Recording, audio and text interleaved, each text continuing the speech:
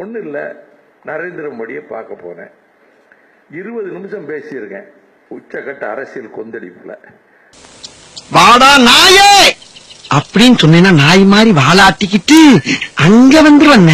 தெரியுதா என் கடவுள? போன போன போ. என்ன சவுண்ட் விடுறாரு? 3 கோரிக்கைகளை வச்சிருக்கிறேன். இந்த ஜல்லிக்கட்டு இதோட உங்க செல்வாக்கு அவுட் ஆயிரும். இந்த முடிவை மாத்துங்க. இன்னைக்கு தான் நான் சொல்றேன், Vaiko definitely I will reconsider. இங்க பாருடா, அந்த சட்டத்தை அவர் முடிவை மாற்றியதுக்கு காரணம் வைகோ. காரணம் வைகோ பெரிய தலைவர் இல்ல, இந்த நாட்டின் கோடிக்கணக்கான மக்களின் நாடி துடிப்பு வைகோவினுடைய பேச்சிலே தெரியும். ஒரு தெரியும், இதை நான் வெளியே சொல்லிக்கிட்டது இல்ல.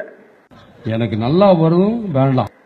இப்ப ஜல்லிக்கட்டு வருதுன்னா அதுக்கு அடியன் தான் காரணம். அடியன் தான் காரணம். அடியன் தான் காரணம். அடியன் தான் காரணம். உள்ள வண்டா கத்துறது இருக்கிறவங்க சும்பையா இருக்கிறவங்க அமைதியா இருக்காங்க.